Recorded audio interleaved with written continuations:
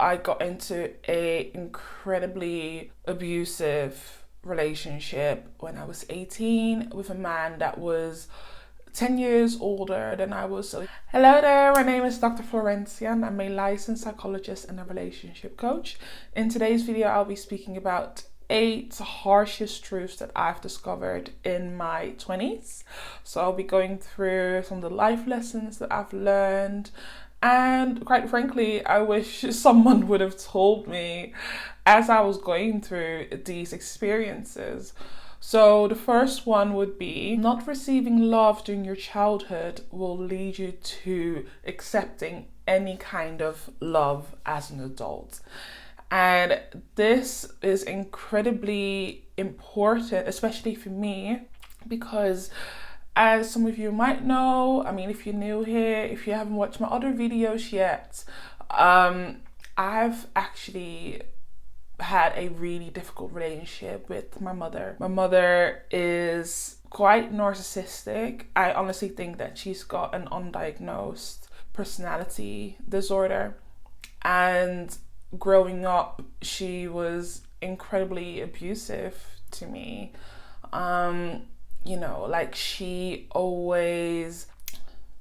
She always made horrible comments about my skin tone, about me being bigger. Now looking back as an adult, when I look back at my pictures of, my childhood, and I saw, what I looked like, I wasn't that big. I wasn't that overweight. I was just a stockier girl. I was quite athletic and I was taller than most of, my peers at the time. And she was just very fat phobic, and she made me believe as though that I was fat and that I needed to lose weight. So because of that, I grew up with a very distorted view of myself. So I had a very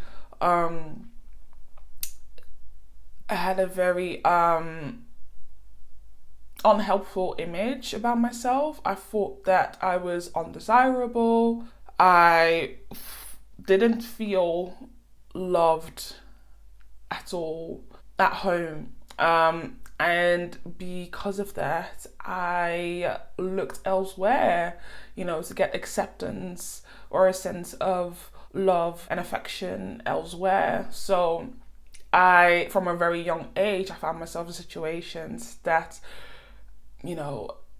children, or especially young girls at the ages of 12, 13, 14, shouldn't have found themselves in. But I was in those situations because I didn't feel loved or safe at home.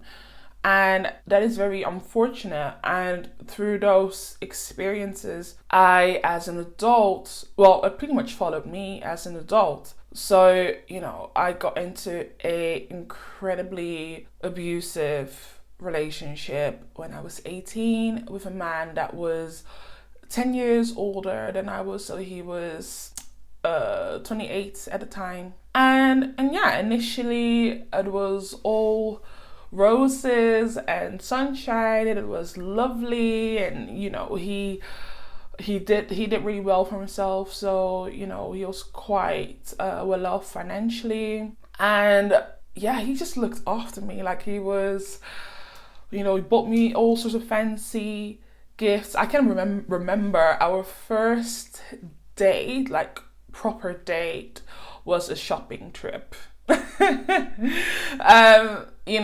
He flew, because he lived in a different country at the time. He flew down to England, and he stayed in a hotel near where I lived. And yeah, the first date was us going to a different town near where I lived, and we went shopping. That was our first date. So that the feeling of not having to want for anything, that feeling of that someone is of service to you, someone who treats you well, and does all these nice things for you, that felt quite foreign to me because I had not experienced that, or not. Had not experienced enough of that growing up. But although yes, it started off as a dream initially, a few months down the line, it turned into one of my worst nightmares. Like literally, it was such a traumatic and unhealthy dynamic to be in. The power dynamic was completely off balance. Like just gradually my sense of self, my sense of autonomy, my social support, the little social support that I did have, like childhood friends that I grew up with, etc. All of that just fell away, because he was in control of everything that I did, and that is what abusers do, right? Like they make sure that you're left with zero resources, so that you're completely dependent on them. And that is how, once you are dependent on them, they can then manipulate you and pretty much continue to abuse you and have the upper hand in the relationship, because you feel like you are completely dependent on them for anything and everything. And you start to also doubt yourself. You start to doubt your sense of reality as well. So you end up forgiving the person, the abuser that you're with. You end up in this revolving door of breaking up, getting back together, breaking up, getting back together, because you don't trust your instincts. Well, I definitely didn't trust my own instincts, and I felt as though that if he wasn't in my life, that I would end up alone, or that I would end up not being able to get anywhere in life, because I was so dependent on him. And I lost all my friends for a range of reasons, and he made me believe as though that none of my friends had their best interests for me. So yeah, all of these different things that led to me being very isolated. So long story short, again, having that experience growing up of being abused by my mother, not protected by my dad, that has set me up to be abused as an adult. And that abusive relationship was not the only experience of abuse that I had experienced as an adult. There were a chain of very unhelpful, very unhealthy experiences and relationships following that. But yeah, so saying all of that to say, you have to put time and energy and effort into understanding your childhood, understanding your trauma, because otherwise you'll find yourself in cycles where you feel like you don't have any power or control to get out of. 2, you cannot expect from people what you would expect from yourself. 2, you cannot expect from people what you would expect for yourself. So you can't, well, also, number 2, you can't expect from people what you would expect from yourself. So meaning what you give to others may not necessarily come back to you. And we do often hear the saying of, you are what you receive. Lead with kindness, and then kindness will come back to you.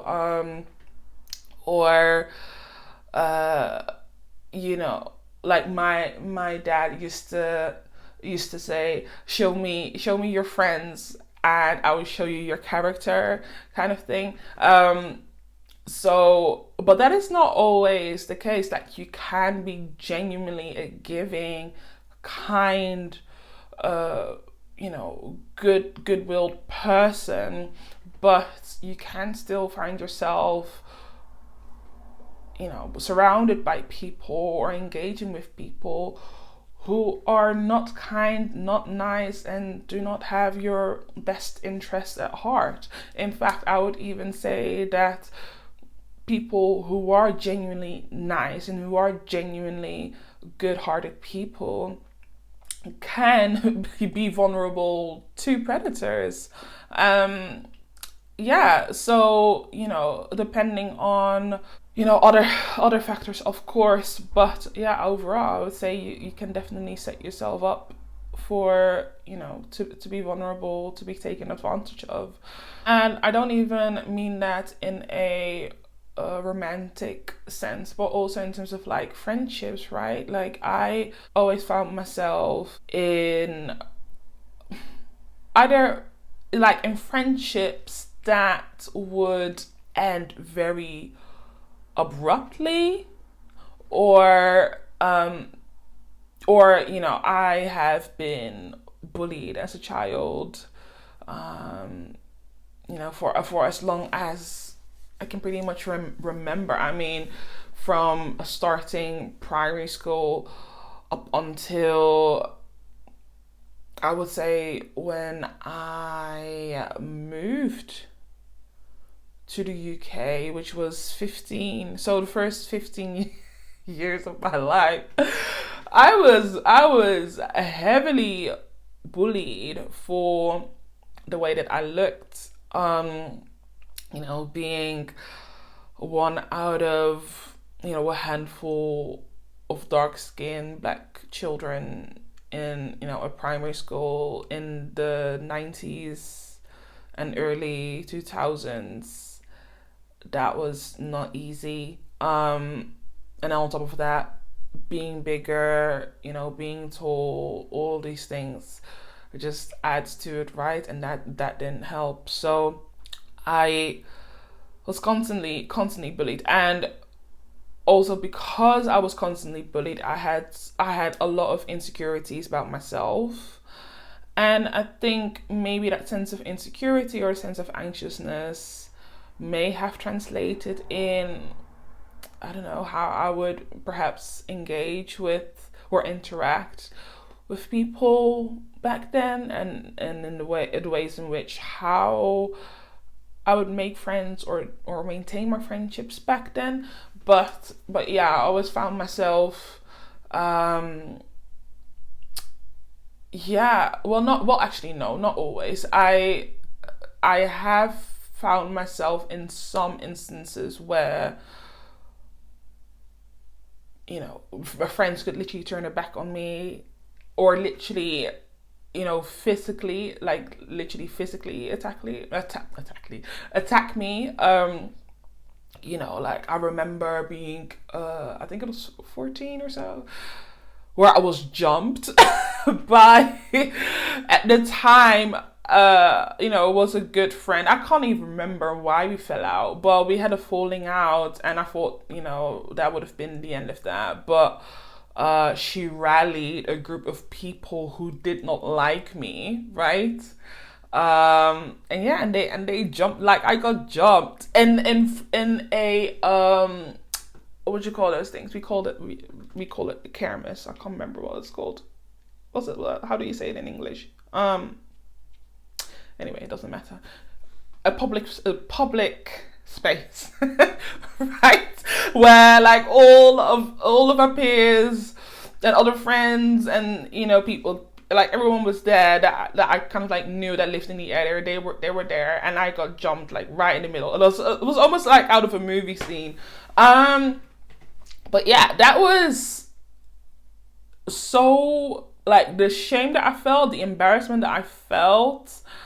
I remember, someone pulled out a chunk of my hair out of my scalp.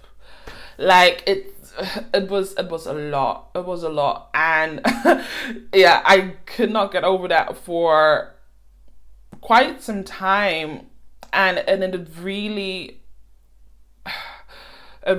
instilled in me that, gosh, people can be really vicious and just violent, right? And I was like, well, okay, fair enough if you don't like me, but for you to rally up people to literally humiliate me like that in public, I did not see that one coming. I didn't see that one coming. And that definitely made an impact on me at the time, and in terms of like my ability to, trust friends for a while. So yeah, so that was interesting. But yeah, saying that to say, you cannot put some things past people. I think people are capable of, generally speaking, in terms of like human psychology, I think we are capable of a lot. And especially of, if you are in your teenage years and things, like, people are capable of a lot. And yeah, you kind of like have to hold that in the back of your mind as you navigate the world. Because yeah, like as I started off, not everyone has got a clean heart, and not everyone means well, so you have to use your discernment. And that ties into my third point: not everyone's going to like you, and that's okay.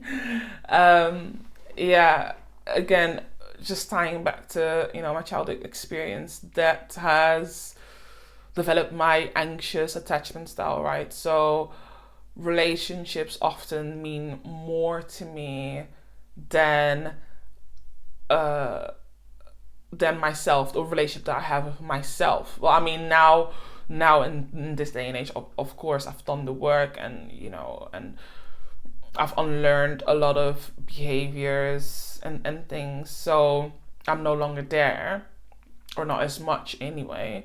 So, but when not few years ago, okay. So that ties into my third point, which is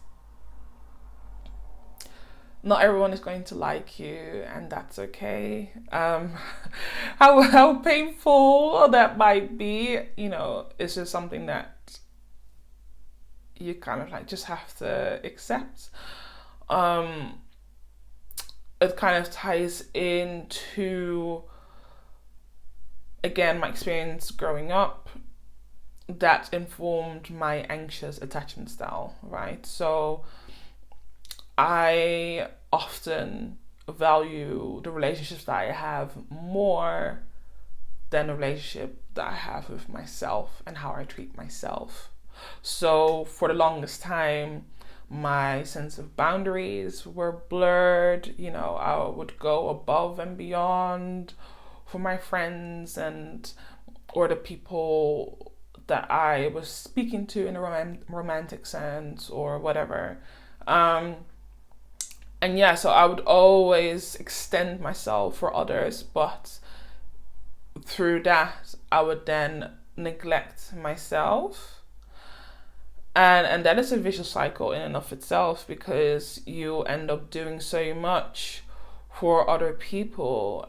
And then at the same time, you are essentially abusing yourself because you're not attending to what you want, what you need. And your needs are literally being put on the back burner because you just want to maintain the relationships that you have in whichever way possible, even if it means it's at the detriment of yourself. And I think that also ties in with thinking or viewing people as seasonal, meaning that some people in your life, if not most people in your life, will be there for a season. I mean, even our parents, let's say, parents are not going to be around forever, right? Like, there is one fact about life is death, right? There's, something's being you're born into this world and you die, right? So your parents will die at some point and they will not even be here. So even that can be conceptualized as seasonal. So friends that you make, colleagues, that you form relationships with, whatever, all of that is seasonal. So I had a group of childhood friends, like we literally grew up together. Most of us moved over to the UK at various points in our lives, and when we were in the UK, we maintained this tight group in a sense. But I always felt like I was the outsider. Like I never fully quite. Well, I mean, I fitted in, but wasn't the relationship that they had with me always felt different to the relationship that they had amongst themselves and with each other. So I always kind of like felt on the outside. And then over the years, especially when I, got into my first like adult relationship, and which was very abusive, as I described, they pulled away from me more and more as that relationship develops. And at some point they, it was literally like, well, yeah, we don't want to be friends with you for X, Y, and Z reason. Still to this day, I think that was quite a bullshit reason, to be honest.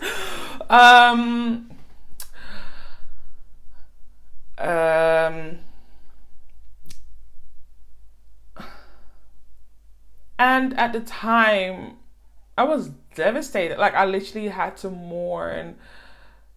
It felt like mourning. It felt like mourning a breakup, or mourning a relationship. And that was incredibly painful, but it was necessary, I think, because if that had not happened, I think I wouldn't necessarily have the space that I was able to have the years after that to just explore myself, develop myself, meet new people. But it's incredibly painful to go through. Your colleagues are not your friends. You need to have boundaries. Again, anxious attachment. I form very close, or formed, because I don't necessarily do that now, but I form very, very close relationships with my colleagues, and I genuinely, saw them as friends. I mean, I would even go as far as, they're both incredibly massive blessings to my life now. So I'm glad I did it. But, I met two Black women, for instance, at different jobs. And I was obviously in different points in my life, but the way they took me under their wing, I just felt, developed such a tight connection with them and deep connection with them. I just formed an attachment to them, and I just saw them as my aunties pretty much. We still keep in touch every now and then. But yeah, I just formed really close relationships. But luckily, in those two instances, that worked out, right? And also, I've got another colleague that I formed a friendship with, and we still keep in touch every now and again, as well. And she helped me with my thesis, and again, I can't thank her enough.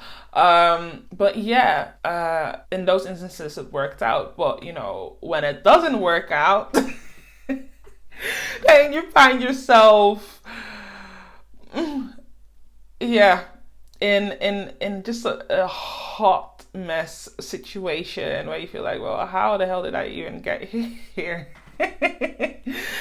And that's not good. So you shouldn't mix business with personal or with pleasure, because I've been there as well.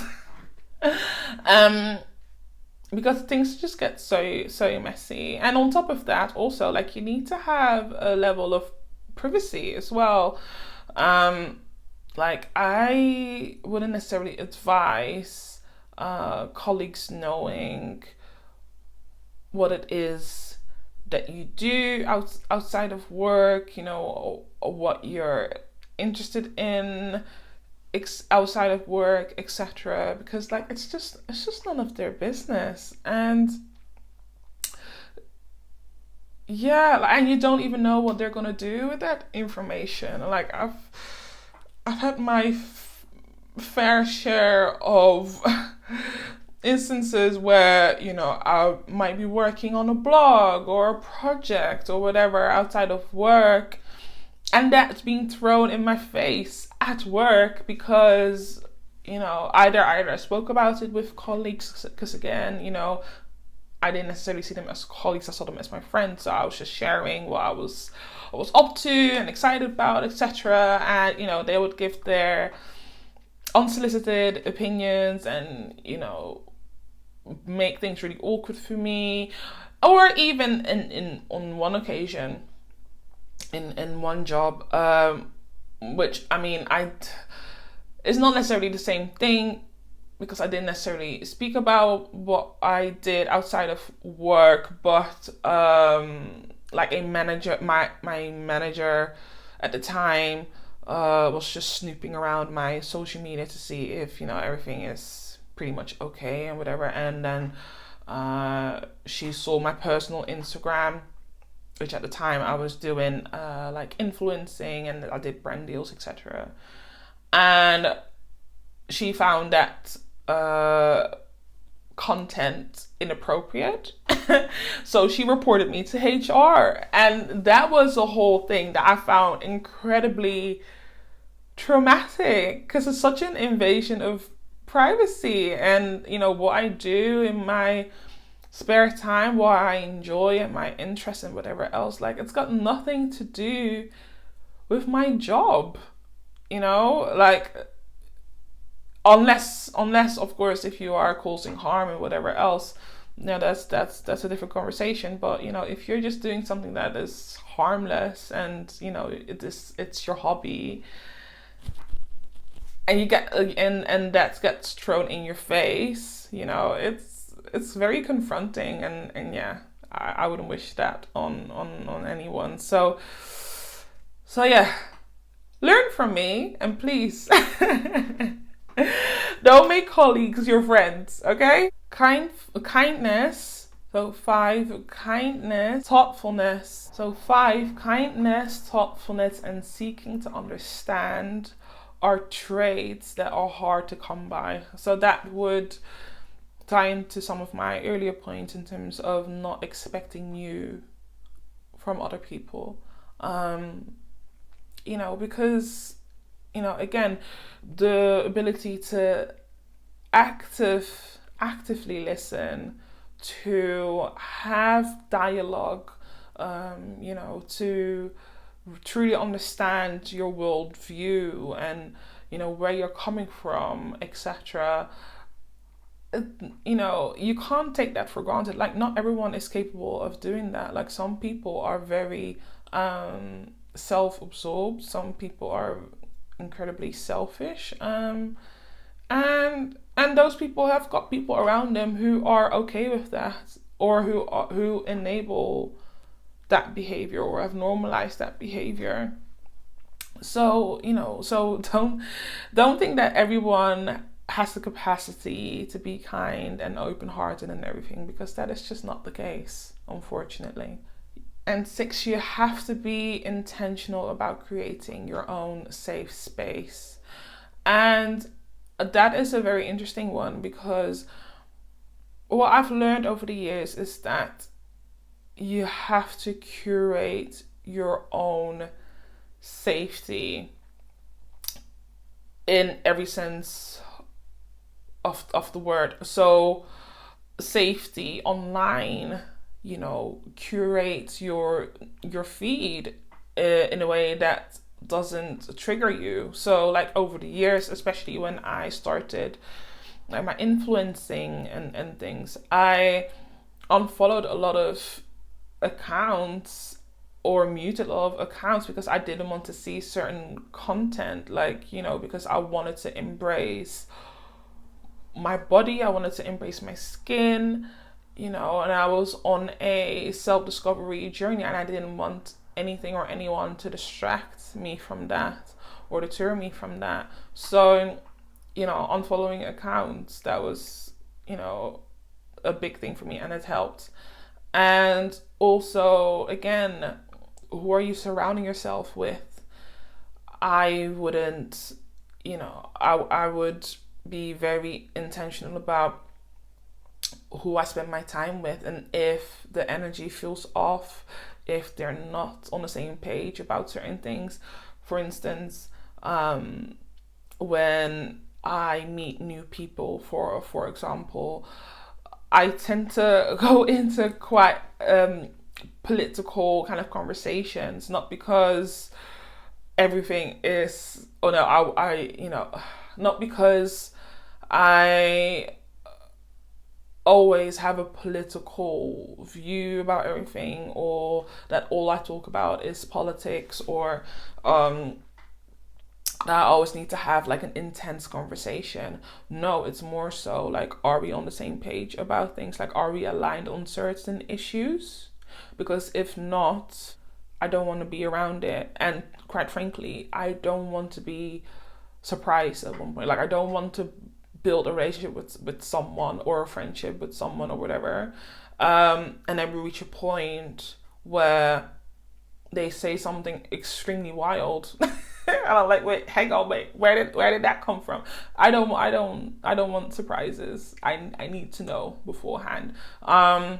So yeah, I have those intense discussions, from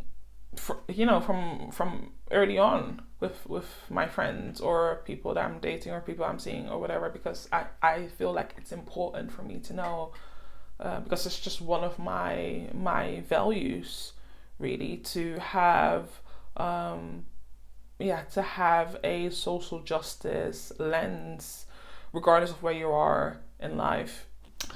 Sometimes we need to have accountability for our own actions, and accept that sometimes you are the common denominator.